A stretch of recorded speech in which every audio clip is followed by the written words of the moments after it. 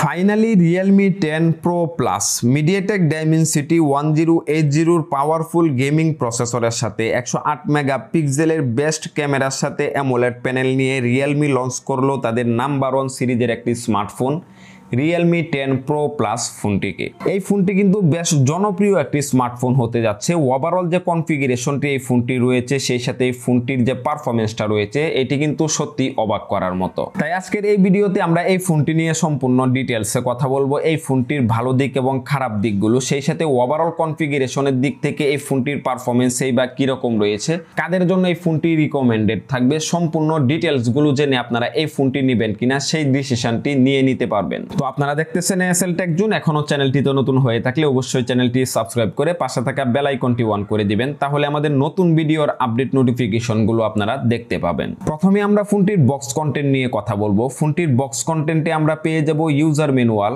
সিম ejector tools, soft plastic back cover, type C USB charging cable, 67 ওয়াটের fast charger, সেই সাথে আমাদের কাঙ্ক্ষিত স্মার্টফোনটি।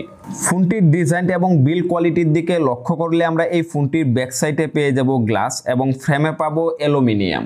ফোনটির ব্যাক সাইডের উপরের অংশে আমরা লক্ষ্য করলে দেখতে পাবো ক্যামেরা মডিউল রয়েছে, যেখানে 3টি ক্যামেরাকে ইউজ করা হয়েছে। এই ফোনটির ওজন করা হয়েছে 173 গ্রাম।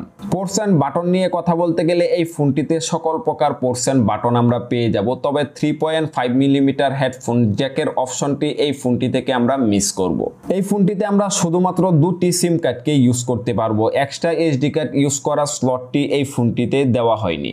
বর্তমানে আমরা হাই বাজেট সেগমেন্টে স্মার্টফোনগুলোর দিকে লক্ষ্য করলে আমরা দেখতে পাবো এক্সট্রা এসডি কার্ড ইউজ করা স্লটটি বেশ কিছু ফোন থেকেই কিন্তু মিসিং করে দেওয়া হয়েছে, কারণ এখানে কিন্তু স্টোরেজের জায়গাটা যথেষ্ট বেশি থাকে, যার জন্য এক্সট্রা এসডি কার্ড ইউজ করা স্লটটি তারা দেয়নি।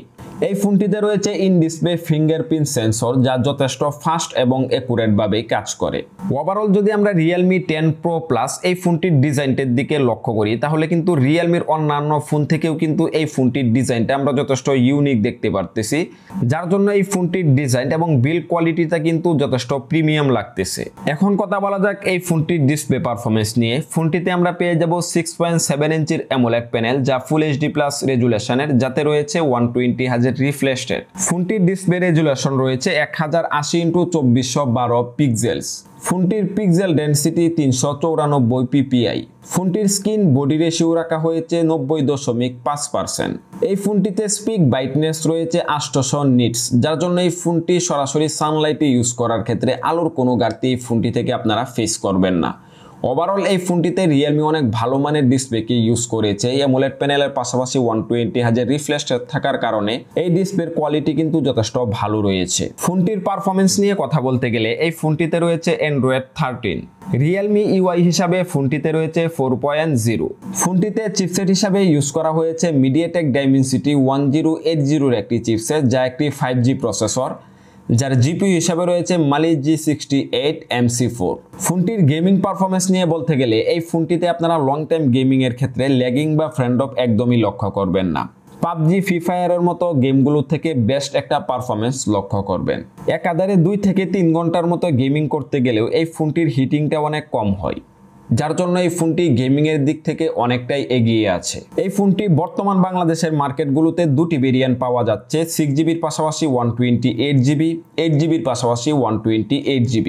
এখন যদি আমরা এই ফোনটির ক্যামেরা পারফরম্যান্স নিয়ে কথা বলি, তাহলে এই ফোনটিতে আমরা ট্রিপল ক্যামেরা সেটআপ দেখতে পাবো, যার মেইন সেন্সর রয়েছে 108 মেগাপিক্সেলের, যার অ্যাপারচার রয়েছে 1.8। 8 মেগাপিক্সেলের একটি আলট্রা ওয়াইড ক্যামেরা রয়েছে, যার অ্যাপারচার রয়েছে 2.2। 2 মেগাপিক্সেলের একটি মাইক্রো সেন্সর ক্যামেরা রয়েছে, যার অ্যাপারচার রয়েছে 2.4। ফোনটিতে সেলফি ক্যামেরা রয়েছে 16 মেগাপিক্সেলের। ফোনটির ক্যামেরা পারফরম্যান্স এভারেজ ঠিকঠাক বলা যায়। ফটোর ডিটেলস কোয়ালিটিগুলো খুব ভালোভাবে ক্যাপচার করতে পারে, জুম করেও ফটো তুলতে গেলে ফটোর ডিটেলসগুলো খুব ভালোভাবেই ধরতে পারে, ফটোর ডিটেলসগুলো নষ্ট হয় না। এছাড়াও ফোনটিতে রয়েছে স্লো মোশন ভিডিও শুট করার ডিফল্ট অপশন।